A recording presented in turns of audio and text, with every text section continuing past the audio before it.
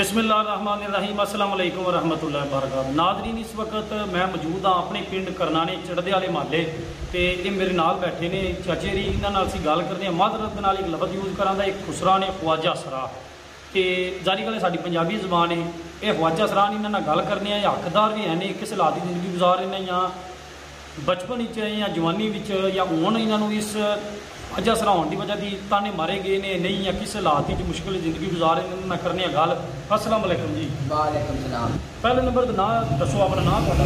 नाम जी लालत। अच्छा, तो मैं शनाख्ती कार्ड से तुहाडा नाम वेख्या उत्थे हो रहा वो जी सहेलियां नाल किते जांदे है प्रोग्राम शामां ते जेहड़े तमाशे होंदे है वो फिर कुड़ियां दा नाम उन्होंने रख दिया। अच्छा जी, ख्वाजा सरा होने की वजह तुसीं ख्वाजा सरा हो जी असल तो ख्वाजा सरा होने की वजह की ताने बंदियां मारे ने जिंदगी विच। ताने भी देंदे ने, मेहने भी देंदे ने, कोई गाल भी कढ़ देंदा है, कोई बिस्मिल्ला भी कर देंदा है। असीं है जी किसी खाते नहीं, ना चिड़ियां ते ना कावां विच, असीं आ फकीर बंदे। मसलन इसका मतलब है माशरे तुहानूं बंदे मसलन कह सकते हैं जिस तरह खुसरा या वो जिन्हें मेहना मारते हैं इस तरह दे देंदे ने मेहने। यह जी तुहाडी फोटो वे ये जवानी जिसले इस उम्र तुसीं के करदे थे? उस वेले तमाशे तमूशे वाले नाल टूर जाइदा सी। उस वेले मसलन कोई थोड़ा बड़ा आमदन का जरिया ठीक आ?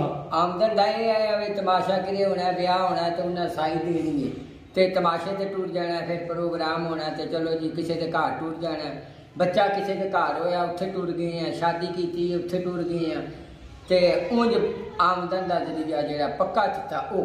तुहाडे भैन भरा कितने? भैन भरा माशाअल्लाह मेरे 3 भाई ने, 2 भैनां ने, सब दुध पुत्र वाले ने। वो ठीक ने मसलन? सब ठीक ने, पोतरे दोतरे धीआं पुत्र। एक मैं विच फकीर बंदा, ना जना ते ना जनानी। तुहानूं अफसोस होंदा कि तुहाडी शादी नहीं हुई? देखो जिहड़ा इंसान दुनिया ते पैदा होंदा है, मुसलमान के घर पैदा होंदा है, उसकी ख्वाहिश होंदी है मेरी बीवी होवे, मैं दिहाड़ी करके आवां, कपड़े धुपे होण, रोटी पक्की होवे। जे मर्द होवे तद भी, तो जे औरत होवे उसकी भी ख्वाहिश होंदी है मर्द होवे कमा के लियावे, कमा के देवे। ते असी किसी खाते विच भी ना असी औरत ते ना मर्द, ना किसी बीबी ना शादी हो सकती, ना ही किसी मर्द ना हो सकती। ते जरिया आमदन के मसलन आमदन का जरिया के किस तरह चलता है? बंदा चलता इंजी जे ना पिया दसिया ना भाई मकसद की गल करन दा। किसी दुध पुत्र वाले दे दिता, कोई बाहरों आ गया, किसी शादी की है, कोई ईद आ गई है, टीका किसी किया वो घर टूट गया, किसी 200-400 दे दिता, पक्का चिट्ठा साडा आमदन का जरिया। कोई दवाइयां शाइयां मैं देखियां ने, किहड़ी बीमारी है? ये शुगर भी है ते जरकान भी है। ਉਹਦਾ ਇਲਾਜ ਕਰਦੇ ਹੋ? इलाज ये किसी वे पैसे कोल होंदे ने ते दवाई लै दी, ना किसी वे होण ते चुप करके लम्मिया पै। चलो जी, असी खिदमत हलक प्रोग्राम के तहत इन्होंने को आए हैं, सानू पता लग्या हकदार ने, तो जोड़े लोग तुम पैसे भेजते हो इंशाल्लाह साड़ी कोशिश होंगी है कि जो पूरा हकदार आए वो तक पहुँचाइए। 10,000 रुपये ये मैं अपनी तरफों नहीं दिता, जो बंदे तकते हैं भी इन्होंने दिता, दुआ कर छो इन्होंने। अल्लाह इन्हों रंग लाए, अल्लाह इन्हों का बाल बच्चा जीवे, अल्लाह सोहना इन्हों तफीक देवे। जेड़े साडी माड़ियां मस्कीनां दी आके दे के जाते ने, दुध पुत्र वाले ते शामी सौन लगे भी दुआवां ने, ते सवेरे उठन लगे भी दुआवां ने। अल्लाह पाक इन्हों के नेक सबब करे, अल्लाह इन्हों तफीक दे, जेड़े माड़ियां बंदियां की खिदमत करे।